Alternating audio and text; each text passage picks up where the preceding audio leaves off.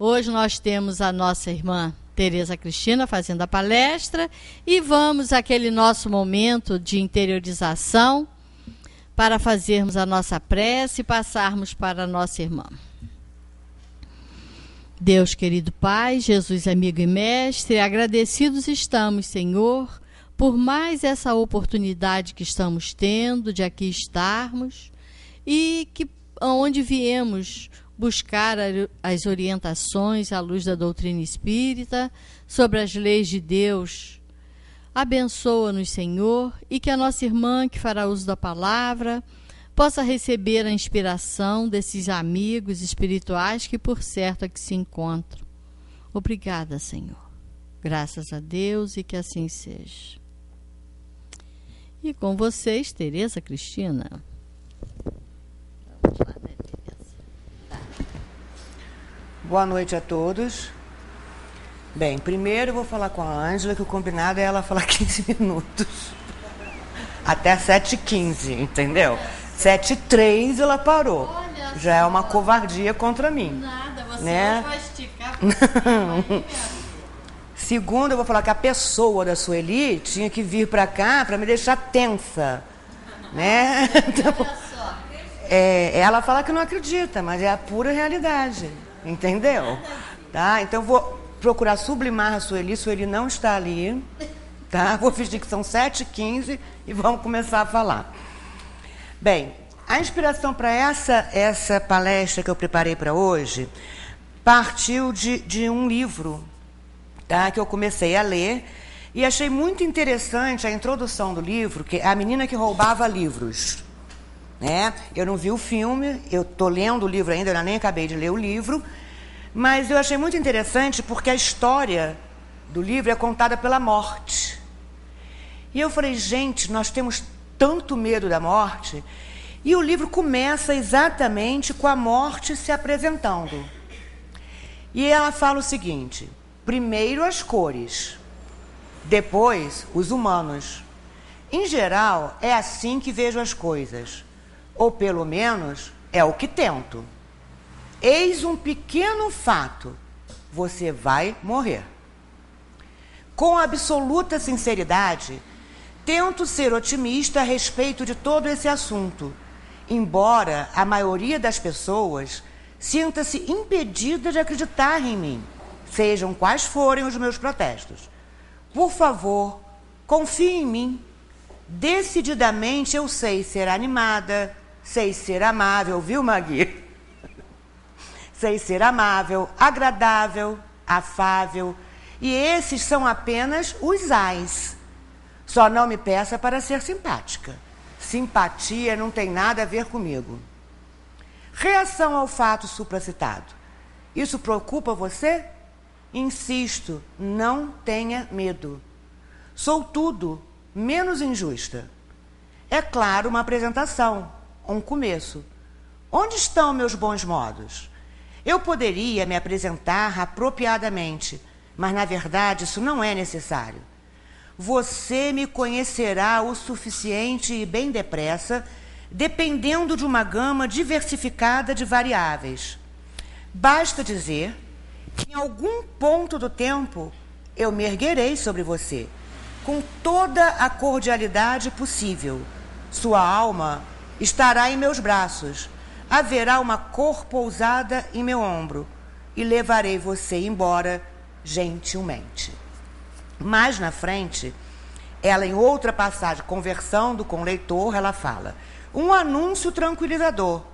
Por favor, mantenha a calma. Sou só garganta, não sou violenta, não sou maldosa, sou um resultado. Então, só aqui a gente já tira. No início, ela conversando com a gente, né?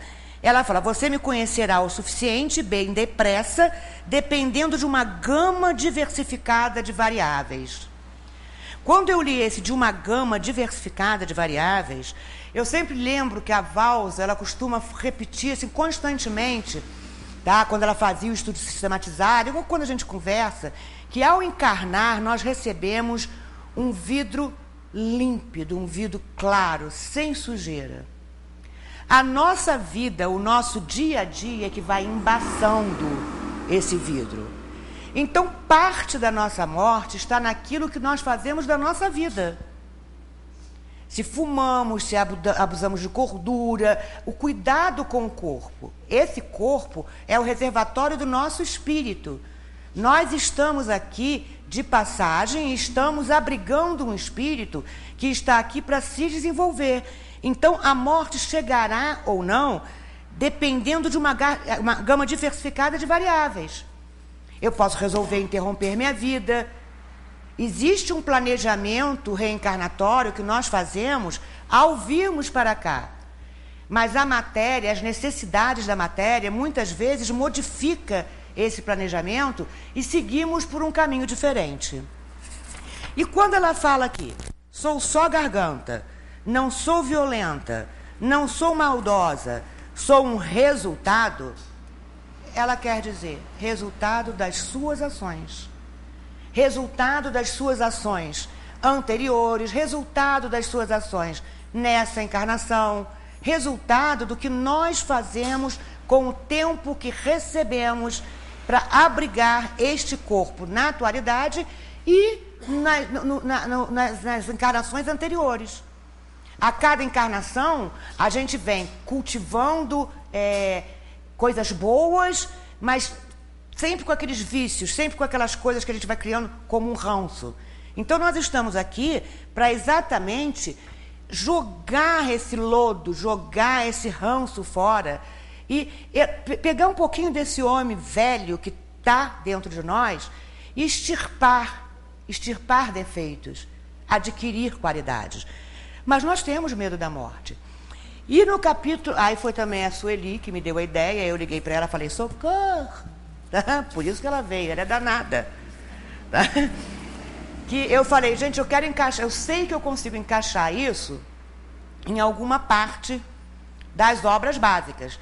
Como nós sempre falamos aqui, o Centro Espírita Friburguense prima por seguir as obras básicas. E eu falei, Sueli, me ajuda. E eu comecei a procurar, achei algumas coisas no Livro dos Espíritos, e ela deixou um recado na minha caixa postal dizendo, Tereza, olha, eu achei assim, acho que vai. Quando eu li, eu falei, gente, encaixa perfeitamente, totalmente, maravilhosamente. Então, vamos lá. Temor da morte, quem quiser se aprofundar no tema, vai encontrar no Céu e Inferno, capítulo 2. Causas do temor da morte. O homem tem o sentimento inato do futuro. Diz-lhe a intuição que a morte não é a última fase da existência e que aqueles cuja perda lamentamos não estão irremediavelmente perdidos. Quando nós pensamos, principalmente nós que chegamos à casa espírita, a gente sempre pergunta, a vida não pode ser só isso aqui. É impossível que Deus tenha nos criado apenas para termos 70, 80, 50, 40 anos de vida, sem que houvesse um objetivo para isso. Mas ao nascermos, nós já temos uma certeza única de que vamos morrer. De que este corpo que abriga esse espírito vai terminar, vai se extinguir.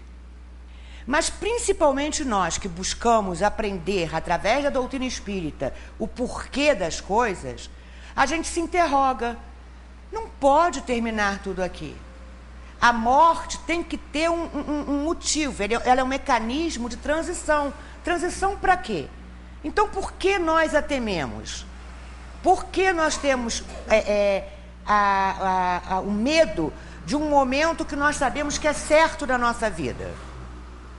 Qualquer um de nós, de qualquer religião, qualquer credo que nós vamos seguir, nós vamos ter a certeza de, como ela falou, um dia nós vamos nos deparar com ela. Então, de que adianta eu temê-la se ela vai me pegar? A Sueli até conta uma história, que aí depois, de repente, eu até passo o microfone para ela, já que ela está aqui, e ela conta do rapaz que fugia da morte. Eu não guardei exatamente como é que é, mas eu tinha um dia certo, não é isso, Eli?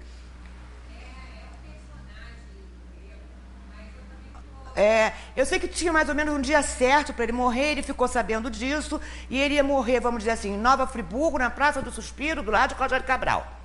Aí ele resolveu que não ia acontecer isso com ele. Ele falou, não está no meu dia. Tá? Aí ele vai e começa, foge lá para Sumidouro. Tá? Fala, a morte não vai me achar aqui. Aí fica lá no cantinho dele, escondidinho, a morte chega lá na Praça do Suspiro, procura e não acha. Aí ele fala assim, a morte fala, eu vou passear lá em Sumidouro.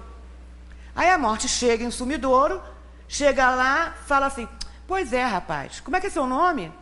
Aí ele fala, é Jorge. Ah, tá, eu fui procurar um Jorge lá na Praça do Sumidouro, não achei que ia saber de uma coisa, eu vou levar você mesmo. Então não tem jeito. Nós nascemos com prazo de validade. Agora a gente tem que entender o porquê de nós estarmos aqui, para a gente poder manter o nosso curso e realmente irmos no dia do prazo de validade lá. Tá lá, Tereza Cristina Estávola Soares, prazo de validade, 25 de dezembro de 2015. Então, eu sei que vai ser lá, 25 de dezembro de 2015, então eu tenho que ver uma vida assim, bem tranquila, eu tenho que procurar ir me modificando, eu tenho que procurar ir me talhando e conseguindo coisas boas para agregar ao meu espírito, para quando terminar o meu prazo de validade, eu poder ir sem preocupação. Eu poder ir de forma calma, de forma tranquila. Esse temor à morte é necessário, enquanto não se está suficientemente esclarecido sobre as condições da vida futura. Como contrapeso, a tendência que, sem esse freio, nos levaria a deixar prematuramente a vida e a negligenciar o trabalho terreno que deve servir ao nosso próprio adiantamento. Então, mais uma vez, a doutrina espírita é uma bênção em nossas vidas, como diz a Valéria, essa doutrina maravilhosa, que nos ensina o que é a vida futura. Por que estamos aqui? Sabemos que o trabalho terreno vai servir para o nosso adiantamento moral e científico. Sabemos que estamos aqui para batalhar, para ralar muito, para nos tornarmos mais cordiais, para nos tornarmos mais humildes, para nos tornarmos mais amorosos com os nossos irmãos. Sabemos que estamos aqui para deixarmos de ser egoístas, ou pelo menos tirar um pouquinho desse egoísmo que está enraizado em nós. Que estamos aqui para ficarmos menos irados, sermos menos invejosos. Então, nós já sabemos o que estamos fazendo.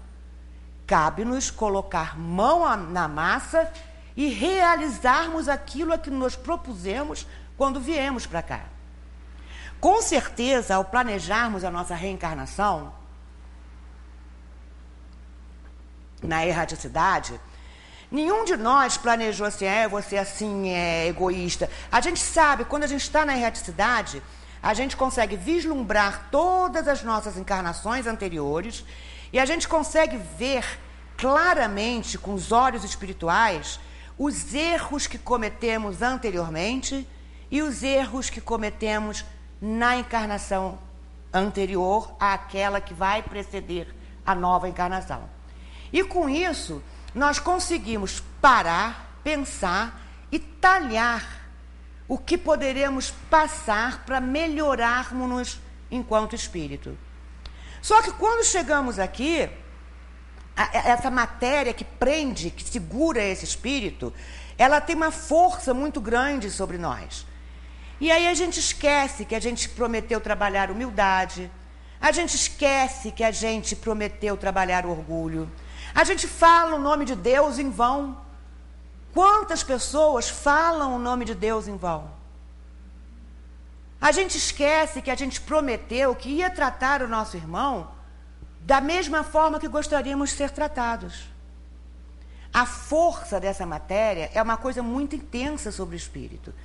Mas nós que estudamos a doutrina espírita e procuramos nos esclarecer, temos que a cada dia procurarmos nos tornar um pouquinho melhor. Temos que a cada dia exercitar aquilo que os Espíritos vieram nos trazer como complementação aos ensinamentos do Cristo. E quando eles falam aqui que esse freio de temer a morte nos leva a cortar prematuramente a vida, é o caso dos suicidas, aqueles que... Você já imaginou se a gente não temesse a morte, se a gente não tivesse essa interrogação? Nós que estudamos a doutrina sabemos exatamente o que acontece com o espírito após a morte, principalmente com o espírito do suicida. Mas aqueles que ainda não entendem esse mecanismo que nós entendemos, temem a morte sim por essa interrogação. O que eu vou ter no futuro? O que vai ser de mim? Então, muitas pessoas não tiram a própria vida, não cometem um autoextermínio, porque fica aquela dúvida, o que vai acontecer? O que eu vou fazer? Se não fosse essa dúvida, qualquer decepção financeira, qualquer decepção amorosa, eu vou embora, não vou ficar por aqui não. Mas e aí? O que vai ser? Nós já sabemos. Nós que estudamos a doutrina, nós temos certeza que se anteciparmos a nossa ida para a erraticidade, tá? Estamos só criando débitos para uma nova encarnação. E aqueles que não têm esse conhecimento, tá? Também têm medo porque não sabem o que virá. Fica a interrogação. À proporção que o homem compreende melhor a vida futura, o temor da morte diminui. Uma vez esclarecida a sua missão terrena, aguarda-lhe o fim, calma, resignada e serenamente. A certeza da vida futura dá-lhe outro curso às ideias, outro fito ao trabalho. Antes dela, nada que se não prenda ao presente. Depois dela, tudo pelo futuro, sem desprezo do presente, porque sabe que o futuro, que aquele depende da boa ou má direção deste. Ou seja, somos arquitetos do nosso futuro, tanto encarnados como para a próxima encarnação. Cada ato desse espírito neste corpo que eu abrigo agora fica registrado no meu perispírito, fica registrado na minha consciência. E eu vou levá-lo comigo. É a minha bagagem, é a minha mochila. Eles vão seguir junto comigo e eu vou ter que prestar contas a mim mesma. Eu vou ter que responder à minha consciência tudo aquilo que eu não cumpri enquanto abriguei este corpo. Por que eu fui tão orgulhosa? Por que eu fui tão avarenta? Por que eu não consegui exercitar a humildade da forma plena? Por que eu não consegui amar o meu próximo de forma plena? Por que, mais uma vez, em uma nova encarnação, eu deixei que a matéria falasse mais do que o plano, do que o espírito? Por que o coração não falou mais alto que a razão? A doutrina espírita, ela nos ensina a fé raciocinada. Ela nos ensina que temos que raciocinar sobre tudo aquilo que ouvimos, sobre tudo aquilo que lemos, sobre tudo aquilo que nos cerca. E isso faz com que nós tenhamos uma responsabilidade muito grande com o nosso processo evolutivo e com aquelas pessoas que nos cercam. Porque, de certa forma, falamos tanto em modificação, falamos tanto em transformação moral, falamos tanto em cultivar as virtudes, que as pessoas ficam nos observando, ficam de olho na gente, tanto encarnados quanto desencarnados. Ficam de olho na gente, falando, vamos ver se eles cumprem mesmo tudo aquilo que eles falam. Porque é difícil. A gente falando assim parece fácil, parece... é uma tranquilidade, é só começar a seguir tudo isso aqui. Mas seguir tudo isso aqui no processo, na evolução em que nós estamos, num planeta de prova e expiação, é muito complicado. Não é fácil. Mas nós temos que tentar. Não podemos deixar a vida passar pela gente, a gente sentada lá, parada, tá, espiando, sem que coloquemos mão à massa e modifiquemos aquilo que possamos modificar.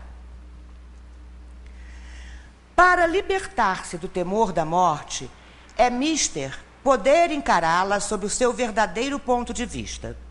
Isto é, ter penetrado pelo pensamento no mundo espiritual, fazendo dele uma ideia tão exata quanto possível, o que denota, da parte do espírito encarnado, um tal ou qual desenvolvimento e aptidão para desprender-se da matéria.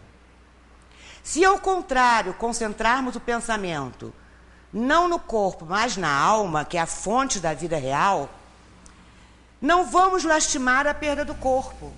É isso que eles querem nos dizer. Quanto mais entendermos o mundo espiritual, quanto mais entendermos que eles estão aqui, ó. Eles estão entre nós.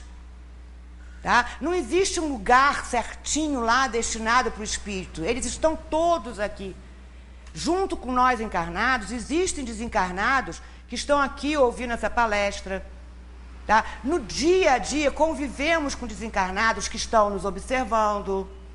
Então, a gente tem que entender essa relação matéria e espírito para que possamos entender a morte como uma passagem, como uma viagem de volta.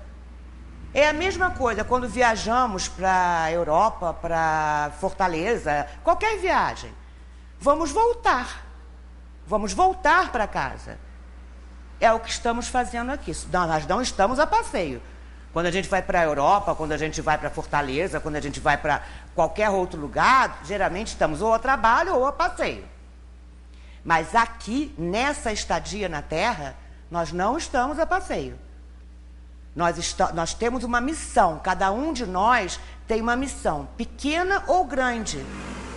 E a missão principal de cada ser humano é promover o seu desenvolvimento. Eu não estou aqui para promover o desenvolvimento de Ângela, tá? De nenhum de vocês. Tá? E o fato de eu estar aqui fazendo uma palestra não significa que eu tenha uma moralidade maior do que qualquer um de vocês. Nós nos conhecemos.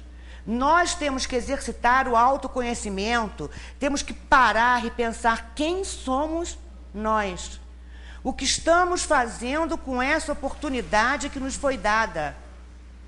O que estou fazendo desses dias, das 24 horas que recebo? Como estou utilizando? Porque é isso que vai nos ser cobrado ao retornarmos para casa. Não importa que religião eu segui, não importa que casa espírita eu fui, tá? Importa os meus atos enquanto ser humano. Importa se eu compreendi que todos vocês são meus irmãos. Importa se eu compreendi que eu tenho que me melhorar como pessoa. Então é isso que nós devemos nos focar.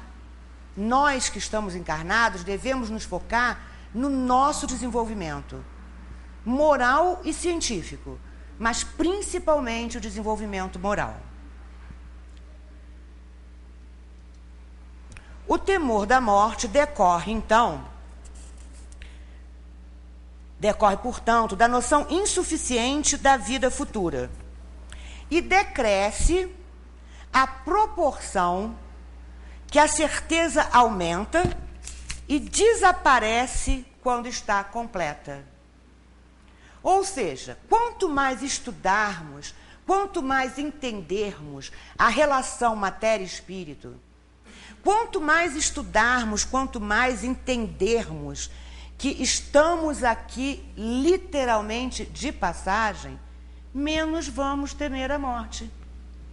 Pelo menos é o que a lógica nos diz. Pelo menos é o que a lógica nos informa. Não faz sentido eu entender que eu estou de passagem, que isso aqui é transitório, e eu continuar morrendo de medo de morrer. Mas aí vem a matéria falando sobre o espírito. A maioria de nós, ainda que conheça os ensinamentos da doutrina, têm medo de morrer. Eu acho que, na realidade, não é nem medo da morte, é medo de como ela será. A gente não quer sofrer. Na realidade, a gente não quer ficar limitada. A gente não quer ficar agonizando em cima de uma cama.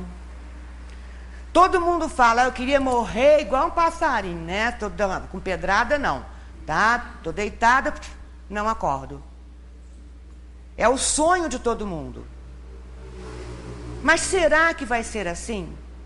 Mas se não for assim, nós que estamos estudando a doutrina, já sabemos que haverá uma passagem, não sabemos como, mas que do outro lado vamos encontrar nossos queridos, mais cedo ou mais tarde. Que do outro lado existe uma outra forma de vida, onde nós vamos continuar nossos estudos, onde nós vamos passar pelo que tivermos que passar ao sermos cobrados por nossa consciência, onde nós vamos exercitar aquilo que nós fomos na última. Ninguém ao morrer, ninguém ao desencarnar vai se transformar em anjo. Nós vamos levar conosco todas as nossas virtudes e todos os nossos defeitos. Não vai haver uma transição onde a gente vai criar asinha e ficar com aquela aulinha aqui e todo mundo lá olhando para o Senhor. Não, nós vamos partir daqui da forma que nós estamos. E vamos nos programar para um novo retorno, onde vamos novamente tentar nos melhorar. É sempre a palavra, tentar nos melhorar, tentar nos modificar, laborar, trabalhar muito em prol do desenvolvimento espiritual. Desde que nos apresentam como verdades absolutas, princípios contestados pela lógica e pelos dados positivos da ciência, é que eles não são verdades. Daí a incredulidade de uns e a crença dúbia de um grande número. São princípios que nós espíritas, através da fé raciocinada, temos que parar e pensar.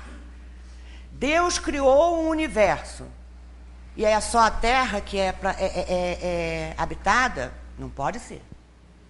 Não pode ser. Ele não ia criar um universo, esses planetas, esses inúmeros planetas, e nós sermos os privilegiados de habitarmos um planetinha pequenininho, que se a gente olhar a imensidão, a vastidão do universo, somos um cisco.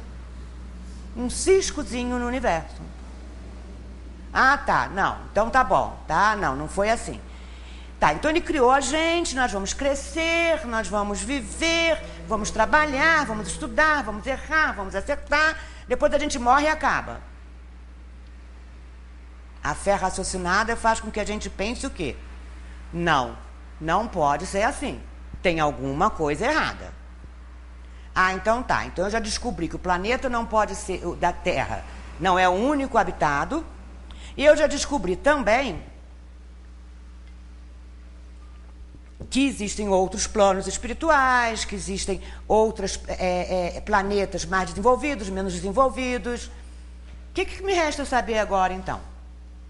Eu nasci, vivi, cresci, morri. Impossível que isso tudo acabe. É impossível que Deus seja tão brincalhão, mas tão brincalhão, que nos criou só simplesmente para ver a gente viver assim, se degladiando em guerras após guerras, tá? Se degladiando com palavras, com inveja, com ofensa.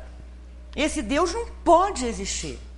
É impossível que haja um Deus que fique apontando para um e para outro, falando: você vai ter filho com deficiência, você vai ter filho normal, você vai ser rico, você vai ser pobre, você vai ter doenças, ele não vai ter, você vai passar pelo câncer, você não. Você, sua mãe, vai te abandonar. Você não, você vai ser criado no seio da sua família. Esse Deus não pode existir. Só que, como alguns credos nos passam essa ideia de Deus, então fica difícil a gente aceitar a morte. A gente quer usufruir o máximo possível de tudo que tem aqui. Essa é a única vida que eu vou ter? Eu tenho que usufruir das coisas da matéria. Vai acabar tudo. Ou então eu vou para o céu, eu vou para o inferno, fico no purgatório. vamos aproveitar enquanto estamos aqui. Mas nós que sabemos que isso não é verdade, temos que ter assim, muito cuidado ao planejarmos as nossas ações no dia a dia. Muitas vezes erramos sem perceber, mas reconhecemos depois que erramos e temos que voltar atrás. E aí que está o mecanismo da evolução. É não cometer, ou pelo menos não procurar cometer, aquele mesmo erro em uma outra ocasião. E quanto mais nós formos entendendo esse mecanismo de vida e morte, de viver, nascer, renascer, que é o que acontece, a gente encarna, cresce, desencarna e reencarna. Quanto mais entendermos isso, menos vamos temer a morte. Como ele disse ali, como a morte fala na introdução, né, na menina que roubava os livros, simpática ela não vai ser. Tá? Não adianta a gente esperar a simpatia dela, porque ela não vai ser. Tá? Ninguém quer, na realidade, morrer. A gente sempre acha que a gente quer um tempinho a mais, tem mais que alguma coisa para fazer. Então, simpática ela não vai ser. Mas ela não é horrorosa, medonha. Tá? Ela é a única certeza que nós temos. A vida futura é uma ideia vaga, antes uma probabilidade do que certeza absoluta. São esses credos que eu estou falando que não tem esse mecanismo da reencarnação constituído nas suas ideias. Desejariam que assim fossem, mas apesar disso exclamam: se todavia assim não for, o presente é positivo, o presente é real, eu estou aqui. Então, ocupemos-nos dele primeiro, que o futuro, por sua vez, virá. Mas aí, a partir do momento que nós temos conhecimento das obras da codificação, para nós esse pensamento, dançou. Se eu ficar vivendo o mundo atual, o presente, e curtindo tudo que a carne pode me dar, tá? Vou comprar muita roupa, vou sair por aí, vou pegar esse dinheiro, vou comprar tudo que eu tiver, tá? Eu quero mais é comer muito de tudo, tá? Eu quero mais é beber tudo que vem pela minha frente, tá? Se eu tiver esse pensamento, tá? Eu vou ser cobrada pelas respostas a ele. Eu vou ser cobrada pelo meu câncer de pulmão, porque fumei. Eu vou ser cobrada pela minha cirrose, porque bebi. Eu vou ser cobrada por ter sido perdulária, ficar usando dinheiro para um monte de besteira e não ajudar o meu irmão.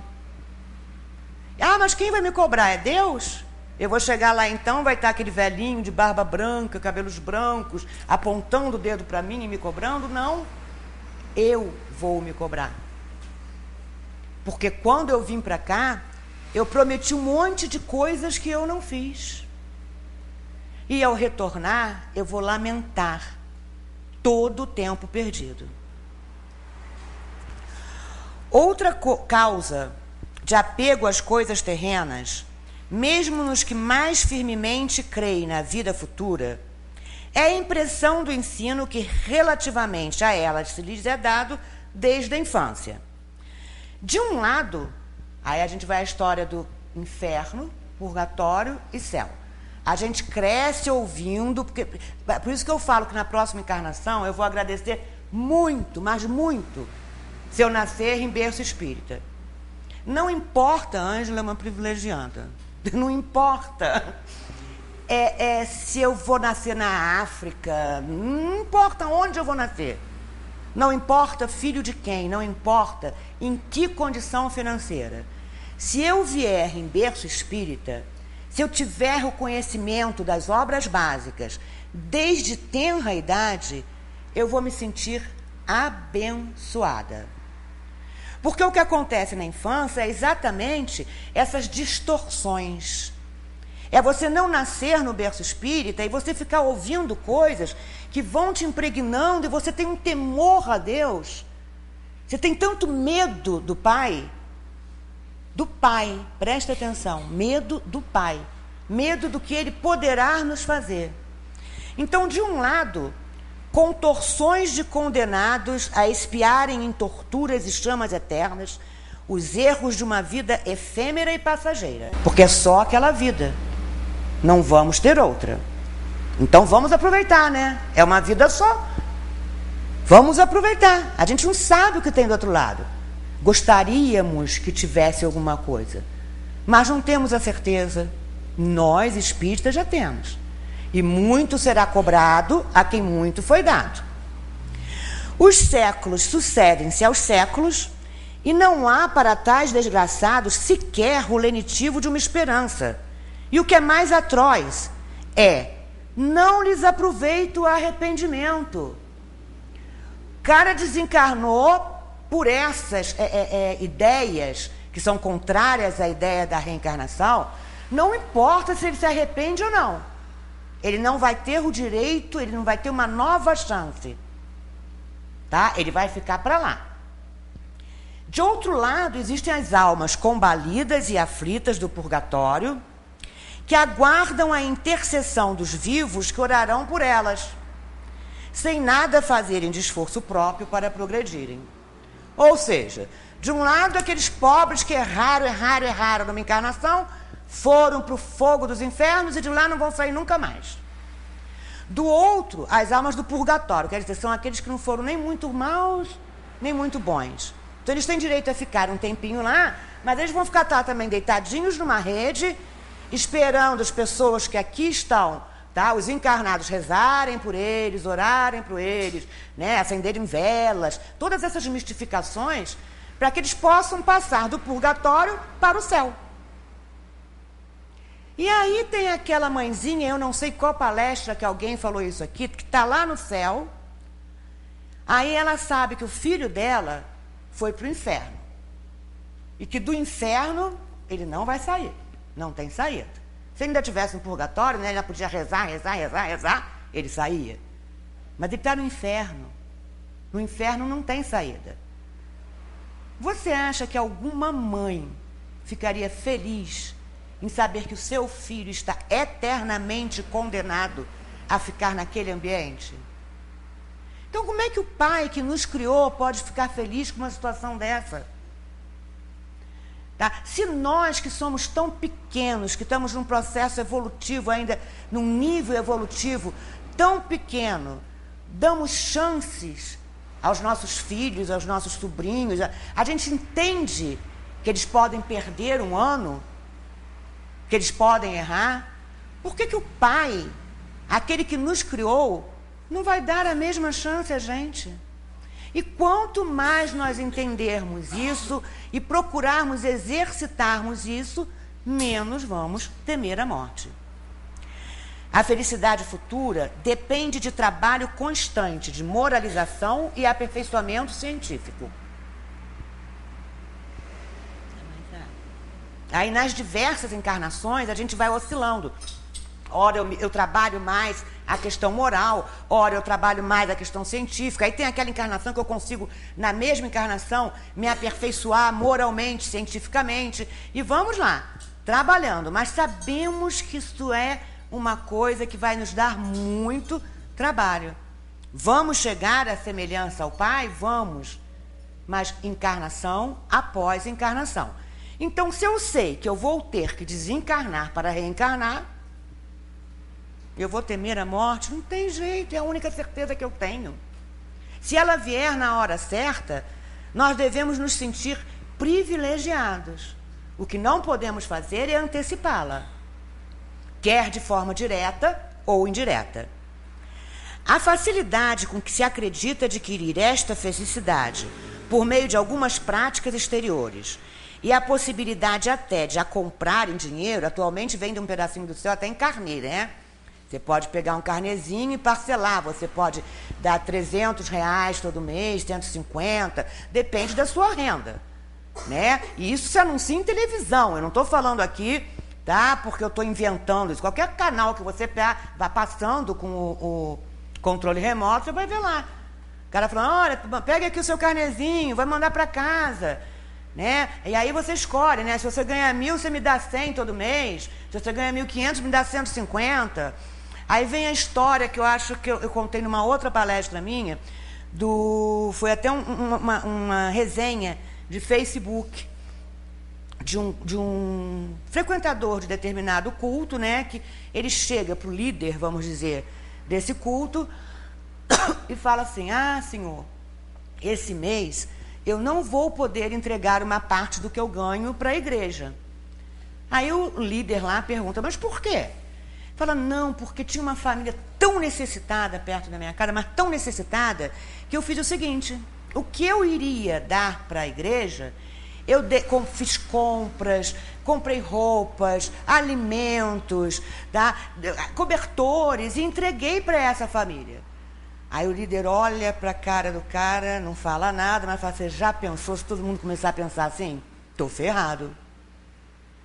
Mas na realidade, ele não precisa dar para aquela pessoa. Tá? Ele fazer o bem, ele pode fazer o bem por si só, como nós. Cada um de nós pode fazer o bem sem precisar ficar alardeando para todo mundo, sem ficar fazendo doações para a casa espírita. Tá? O bem está dentro de nós mesmos e temos que aprender a exercitá-lo. A morte é rodeada de cerimônias lúgubres, mais próprias a infundirem terror do que a provocarem esperança. Só você ficar olhando aquela urna, com aquele corpo ali que a gente sabe que não tem mais nada, né? E as pessoas se lamuriando, chorando, gritando, berrando. A pobre da criança que está ali olha e fala: meu Deus, isso deve ser a pior coisa do mundo. Então, se os nossos filhos entenderem que aquilo é uma passagem, é lógico que haverá tristeza no coração de quem está perdendo um ente querido. É óbvio que a gente exige um respeito para aquele corpo que ali está e que abrigou durante tanto tempo um espírito. É óbvio que um velório não é uma festa, mas a gente não precisa transformá-lo, tá, numa desgraça total. Se descrevem a morte sempre com aspecto repelente e nunca como sono de transição. Todos os seus emblemas lembram a destruição do corpo. Nenhum simboliza a alma desembaraçando-se dos grilhões terrestres. O espírito se livrando desse corpo, dessa matéria que o mantém preso, e se libertando em direção à erraticidade para seguir o seu caminho evolutivo, para colher o bem que fez e pagar o mal que fez, e retornar e continuar essa viagem evolutiva. Por que os espíritas não temem a morte? Na realidade, no livro O Céu e o Inferno, não tem essa interrogação, não. Eu botei 3 interrogaçõezinhas assim, porque na realidade, será que nós não tememos mesmo a morte? Né? Não deveríamos. Mas é aquela coisa que ela falou ali, ela não nos é simpática. Ninguém aqui está preparado para falar assim: eu estou preparada para morrer hoje. Até porque a gente lembra dos erros que a gente fez ontem. E aí a gente lembra que a gente não vai ter tempo de corrigi-los. Então, a doutrina espírita, ela transforma completamente a perspectiva do futuro. A vida futura deixa de ser uma hipótese. Nós que estudamos a doutrina espírita, nós temos certeza que a vida futura é uma realidade. O estado das almas depois da morte não é mais um sistema, porém o resultado de uma observação. Nós raciocinamos, nós lemos o livro dos Espíritos, nós lemos o Evangelho, nós lemos e aprendemos que, gente, a gente não acaba, o Espírito é eterno. Então, ergueu-se o véu para quem começou a estudar as obras básicas. Os espíritas, através dos ensinamentos das obras básicas, encaram a morte calmamente e se revestem de serenidade nos seus últimos momentos. Deveríamos. Deveria ser assim. Mas na maioria das vezes não é. Mas temos que exercitar isso dentro da gente, temos que procurar entender cada vez mais o mecanismo de vida e morte para que isso se torne uma realidade. Para que, quando o nosso prazo de validade chegar, possamos estar calmos, tranquilos, serenos. Sabemos que vamos passar por determinadas situações, porque não fomos anjos, mas sabemos também que teremos oportunidades outras de nos modificarmos. Já não é só a esperança, mas a certeza que os conforta. Sabem que a vida futura é continuação da vida terrena. Sabem que o espírito é eterno e que estamos fadados ao nosso livre-arbítrio, às nossas escolhas. Não podemos ficar usando desculpismos, colocando a culpa da nossa pouca evolução ou da nossa pouca evolução, das nossas poucas mudanças em outras pessoas.